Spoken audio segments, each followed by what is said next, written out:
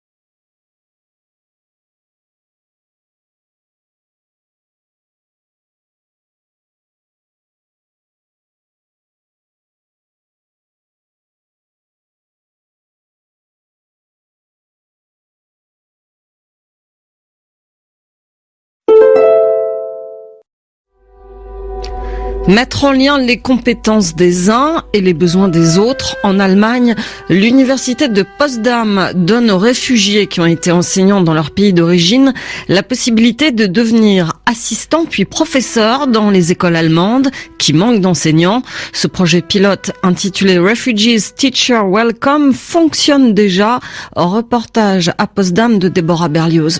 Le soleil brille ce matin sur l'école primaire Goethe à Potsdam, près de Berlin. Dans une classe de CE2, le cours de mathématiques est sur le point de commencer. Je viens de Syrie. J'étais professeur de mathématiques dans mon pays. J'ai étudié les mathématiques et j'ai travaillé pendant 6 ans comme enseignante. Mais celle qui dirige le cours n'a pas le profil type des enseignants allemands. Alézar vit en République fédérale depuis 2 ans seulement. Avant de rejoindre l'école Goethe, Alézar a suivi un programme à l'université de Potsdam destiné aux enseignants réfugiés. C'est Myriam Vock qui a eu l'idée de ce projet à l'été 2015, au plus fort de la crise des réfugiés. Cette professeure à la faculté se doutait bien que de nombreux enseignants se trouvaient parmi les nouveaux arrivants. Autant faire profiter l'Allemagne de leurs compétences, a-t-elle pensé, surtout que la région manque cruellement d'enseignants. L'université de Potsdam a tout de suite soutenu son idée. Nous pensions commencer avec un groupe de 10 personnes, mais nous avons reçu presque 700 candidatures. Il y avait un besoin énorme pour cette formation et nous nous sommes dit qu'avec un peu d'aide, nous pourrions offrir plus de places. Heureusement, le ministère de l'Éducation du Brandebourg nous a rapidement donné les moyens et nous avons pu commencer avec 3 groupes d'élèves. Depuis 2016, 80 réfugiés ont pu intégrer la formation. Pendant 3 semestres, ils suivent des cours intensifs d'allemand ainsi que des séminaires de pédagogie. Ils effectuent également un stage dans une école afin de se familiariser au maximum avec le système scolaire allemand. Au début, Alézar a eu quelques surprises. Les méthodes d'éducation ne sont pas tout à fait les mêmes en Syrie. Il y a plus de liberté ici et je trouve cela très bien. Cela aide les enfants à construire leur personnalité. Chez nous, il n'y avait pas autant de liberté. Les élèves étaient plus disciplinés, mais je pense que la liberté est plus importante. Au terme de leur formation, les réfugiés obtiennent un contrat d'1 an en tant que professeur assistant. Ils travaillent à temps plein et leur salaire est d'environ 1 700 à 1 900 euros net. 13 élèves de la première promotion travaillent déjà dans des écoles de la région. Myriam Vock n'a eu aucun mal à trouver des débouchés pour ses enseignants. Les écoles étaient très intéressées par ces professeurs assistants. D'abord parce qu'elles pâtissent d'un manque de personnel. De plus, elles ont des élèves réfugiés. Elles doivent travailler avec leurs parents et cela leur pose beaucoup de difficultés. Donc les écoles sont contentes d'avoir quelqu'un qui puisse les aider. Dans son école, Alézar apporte son soutien à 3 enfants syriens. Pour ses élèves, la jeune femme est une interlocutrice idéale et pas seulement parce qu'ils parlent la même langue. Nous avons fait les mêmes expériences. Nous avons vécu la guerre en Syrie, la fuite, et nous avons rencontré les mêmes difficultés à notre arrivée en Allemagne, donc je les comprends bien. Toutefois, Lézard travaille principalement avec des enfants allemands. Elle leur donne des cours de mathématiques et parfois elle leur parle de son histoire. Ils ont toujours beaucoup de questions. Ils me demandent si j'ai déjà vu un char, si j'ai vu cela. Et maintenant, ils connaissent aussi leur nom en arabe et ils peuvent l'écrire. Après son contrat d'1 an, Alézard aimerait devenir enseignante à part entière, mais ce n'est pas facile en Allemagne car il faut avoir étudié 2 matières pour obtenir le diplôme d'État. Or, Alézard n'a suivi qu'un cursus de mathématiques. Si elle fait ses preuves, elle peut cependant être embauchée comme enseignante non titulaire. Elle n'aura pas le statut de fonctionnaire et aura une paie inférieure à celle d'un titulaire, mais elle pourra continuer de se former en vue de passer le diplôme d'État. Hassan, étudiant dans le programme, a une autre solution. Selon lui, les réfugiés devraient pouvoir donner des cours d'arabe en plus de leur matière principale, mais à Berlin, cette langue n'est pas au programme. C'est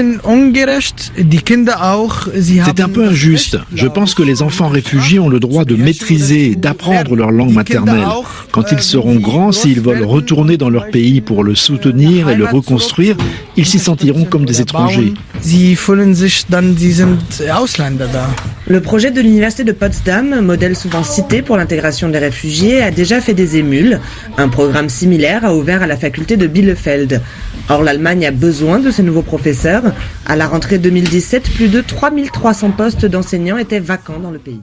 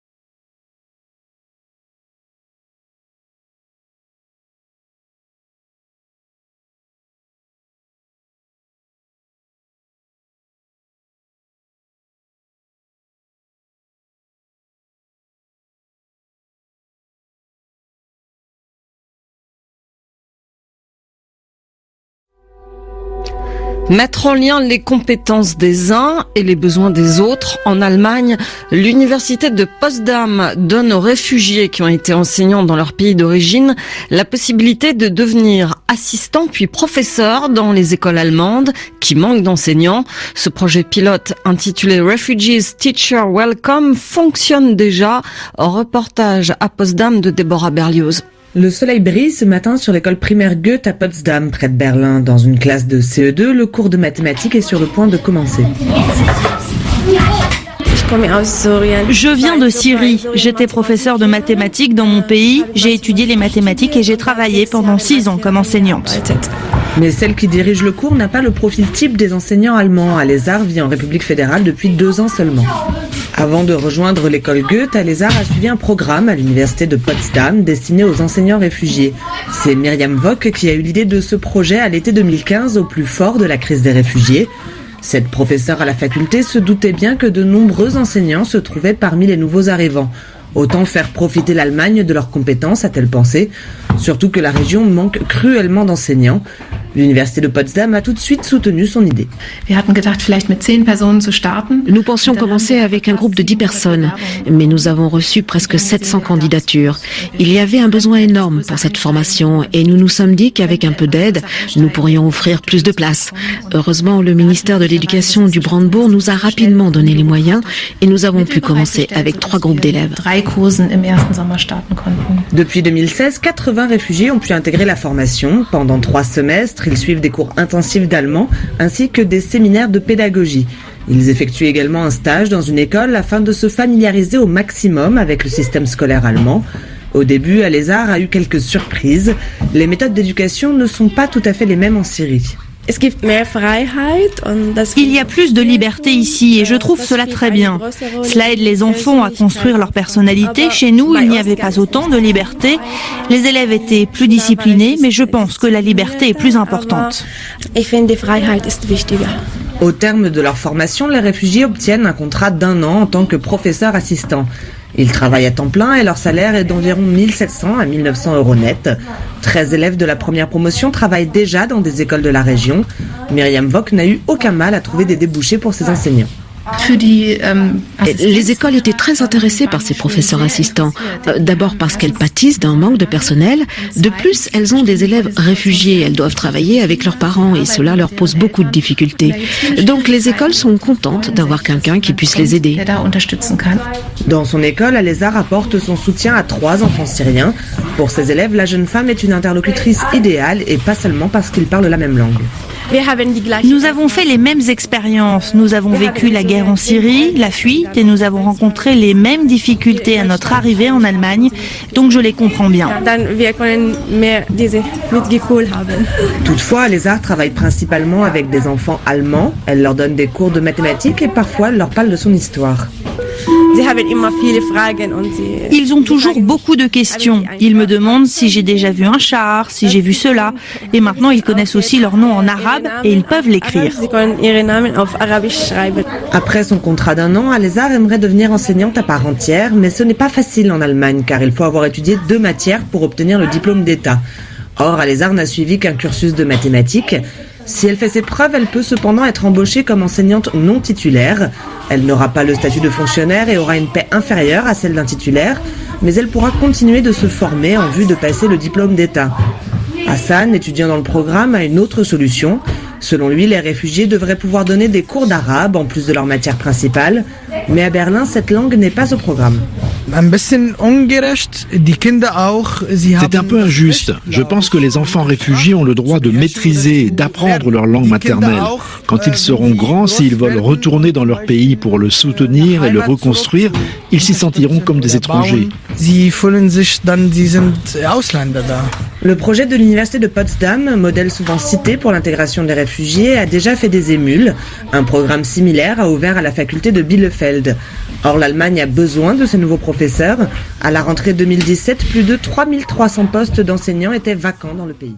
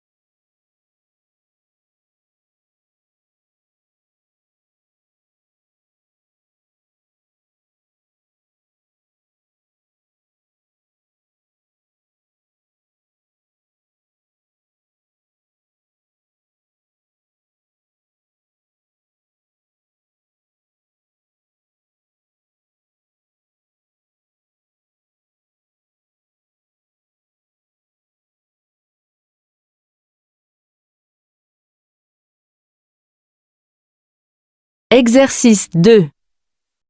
Vous allez entendre une seule fois un enregistrement sonore de 2 minutes environ. Vous aurez tout d'abord 1 minute pour lire les questions. Après l'enregistrement, vous aurez 3 minutes pour répondre aux questions.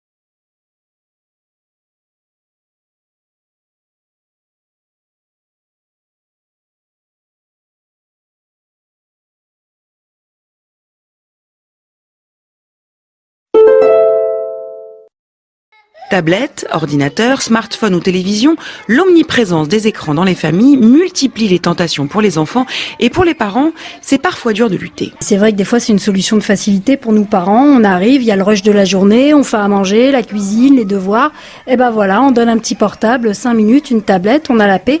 Et ce qui est très difficile aussi, c'est qu'effectivement quand on a plusieurs enfants à la maison, si jamais on dit à la grande, bon allez je te laisse 10 minutes, t'as le droit de faire un petit jeu sur le smartphone, tout le monde arrive et du coup, ça multiplie le temps d'exposition de chaque gamin. La surexposition aux écrans, c'est précisément ce qui préoccupe la psychologue clinicienne Sabine Duflot. Elle met en garde contre les effets dévastateurs sur les plus petits. Les écrans surstimulent l'attention réflexe parce que ça bouge de partout et quand elle est surstimulée, l'attention volontaire, qu'on appelle aussi concentration, qui est le socle, la base de tous les apprentissages, ne peut pas se développer.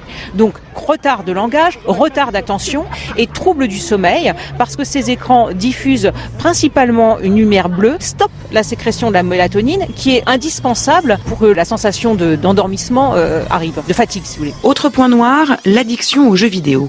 Un trouble qui vient d'être reconnu officiellement comme maladie par l'Organisation mondiale de la santé et dont souffrent de plus en plus les enfants que la psychologue reçoit dans son cabinet. Que l'enfant soit petit ou plus grand, il peut très facilement tomber dans cette addiction. Ça, c'est vraiment une constatation de terrain. Et ça crée quoi ? Ça crée un appauvrissement de la pensée, tout simplement. Un point de vue que réfute le psychiatre Serge Tisseron, qui lançait en avril dernier avec les académies des sciences, de médecine et des technologies un appel à une vigilance raisonnée. Ce qui définit l'addiction, c'est la perte du contrôle des impulsions, et le contrôle des impulsions n'est acquise qu'aux alentours de 18-25 ans. Donc on peut utiliser le même mot pour désigner un adulte et un enfant qui ne l'a pas encore acquis. Donc une vigilance raisonnée, ça veut dire faire valoir un principe de préoccupation et ne pas se précipiter sur la dernière étude alarmiste qui, encore une fois, très souvent est invalidée quelques années plus tard.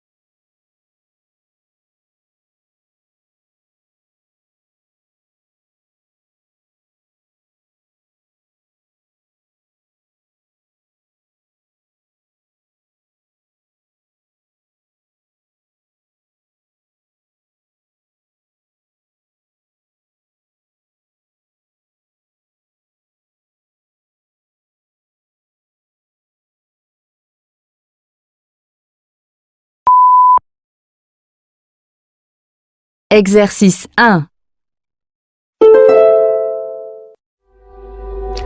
Mettre en lien les compétences des uns et les besoins des autres. En Allemagne, l'université de Potsdam donne aux réfugiés qui ont été enseignants dans leur pays d'origine la possibilité de devenir assistants puis professeurs dans les écoles allemandes qui manquent d'enseignants.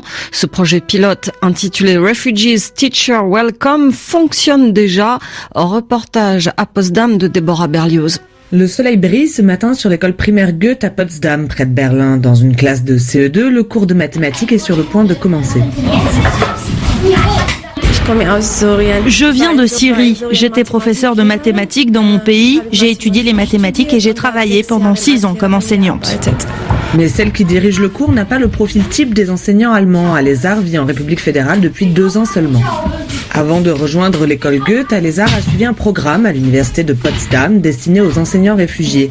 C'est Myriam Vock qui a eu l'idée de ce projet à l'été 2015, au plus fort de la crise des réfugiés. Cette professeure à la faculté se doutait bien que de nombreux enseignants se trouvaient parmi les nouveaux arrivants. Autant faire profiter l'Allemagne de leurs compétences, a-t-elle pensé, surtout que la région manque cruellement d'enseignants. L'université de Potsdam a tout de suite soutenu son idée. Nous pensions commencer avec un groupe de 10 personnes, mais nous avons reçu presque 700 candidatures. Il y avait un besoin énorme pour cette formation et nous nous sommes dit qu'avec un peu d'aide, nous pourrions offrir plus de places. Heureusement, le ministère de l'Éducation du Brandebourg nous a rapidement donné les moyens et nous avons pu commencer avec 3 groupes d'élèves. Depuis 2016, 80 réfugiés ont pu intégrer la formation. Pendant 3 semestres, ils suivent des cours intensifs d'allemand ainsi que des séminaires de pédagogie. Ils effectuent également un stage dans une école afin de se familiariser au maximum avec le système scolaire allemand.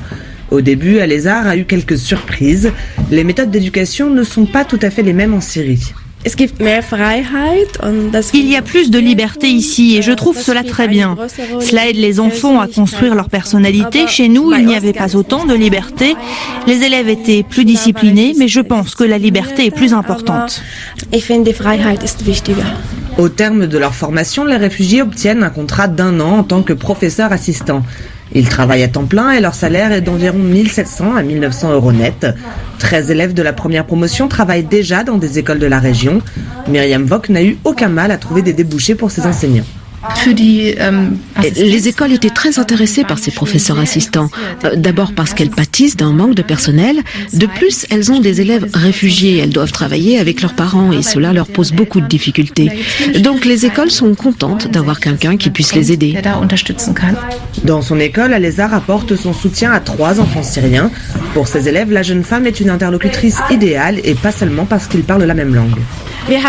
Nous avons fait les mêmes expériences. Nous avons vécu la guerre en Syrie, la fuite, et nous avons rencontré les mêmes difficultés à notre arrivée en Allemagne. Donc je les comprends bien. Toutefois, Alézar travaille principalement avec des enfants allemands. Elle leur donne des cours de mathématiques et parfois elle leur parle de son histoire. Ils ont toujours beaucoup de questions. Ils me demandent si j'ai déjà vu un char, si j'ai vu cela. Et maintenant, ils connaissent aussi leur nom en arabe et ils peuvent l'écrire. Après son contrat d'1 an, Alézar aimerait devenir enseignante à part entière, mais ce n'est pas facile en Allemagne car il faut avoir étudié 2 matières pour obtenir le diplôme d'État. Or, Alézar n'a suivi qu'un cursus de mathématiques. Si elle fait ses preuves, elle peut cependant être embauchée comme enseignante non titulaire. Elle n'aura pas le statut de fonctionnaire et aura une paie inférieure à celle d'un titulaire, mais elle pourra continuer de se former en vue de passer le diplôme d'État. Hassan, étudiant dans le programme, a une autre solution. Selon lui, les réfugiés devraient pouvoir donner des cours d'arabe en plus de leur matière principale, mais à Berlin, cette langue n'est pas au programme. C'est un peu injuste. Je pense que les enfants réfugiés ont le droit de maîtriser et d'apprendre leur langue maternelle. Quand ils seront grands, s'ils veulent retourner dans leur pays pour le soutenir et le reconstruire, ils s'y sentiront comme des étrangers. Le projet de l'université de Potsdam, modèle souvent cité pour l'intégration des réfugiés, a déjà fait des émules. Un programme similaire a ouvert à la faculté de Bielefeld. Or, l'Allemagne a besoin de ces nouveaux professeurs. À la rentrée 2017, plus de 3300 postes d'enseignants étaient vacants dans le pays. Exercice 2. Tablettes, ordinateurs, smartphones ou télévision, l'omniprésence des écrans dans les familles multiplie les tentations pour les enfants et pour les parents, c'est parfois dur de lutter. C'est vrai que des fois c'est une solution de facilité pour nous parents. On arrive, il y a le rush de la journée, on fait à manger, la cuisine, les devoirs. Et ben voilà, on donne un petit portable, 5 minutes, une tablette, on a la paix. Et ce qui est très difficile aussi, c'est qu'effectivement quand on a plusieurs enfants à la maison, si jamais on dit à la grande, bon allez je te laisse 10 minutes, t'as le droit de faire un petit jeu sur le smartphone, tout le monde arrive et du coup ça multiplie le temps d'exposition de chaque gamin. La surexposition aux écrans, c'est précisément ce qui préoccupe la psychologue clinicienne Sabine Duflo. Elle met en garde contre les effets dévastateurs sur les plus petits. Les écrans surstimulent l'attention réflexe parce que ça bouge de partout et quand elle est surstimulée, l'attention volontaire, qu'on appelle aussi concentration, qui est le socle, la base de tous les apprentissages, ne peut pas se développer. Donc retard de langage, retard d'attention et trouble du sommeil parce que ces écrans diffusent principalement une lumière bleue, stoppe la sécrétion de la mélatonine qui est indispensable pour que la sensation d'endormissement arrive, de fatigue si vous voulez. Autre point noir, l'addiction aux jeux vidéo. Un trouble qui vient d'être reconnu officiellement comme maladie par l'Organisation mondiale de la santé et dont souffrent de plus en plus les enfants que la psychologue reçoit dans son cabinet. Que l'enfant soit petit ou plus grand, il peut très facilement tomber dans cette addiction. Ça, c'est vraiment une constatation de terrain. Et ça crée quoi ? Ça crée un appauvrissement de la pensée, tout simplement. Un point de vue que réfute le psychiatre Serge Tisseron, qui lançait en avril dernier avec les académies des sciences, de médecine et des technologies un appel à une vigilance raisonnée. Ce qui définit l'addiction, c'est la perte du contrôle des impulsions, et le contrôle des impulsions n'est acquise qu'aux alentours de 18-25 ans. Donc on peut utiliser le même mot pour désigner un adulte et un enfant qui ne l'a pas encore acquis. Donc une vigilance raisonnée, ça veut dire faire valoir un principe de préoccupation et ne pas se précipiter sur la dernière étude alarmiste qui, encore une fois, très souvent est invalidée quelques années plus tard.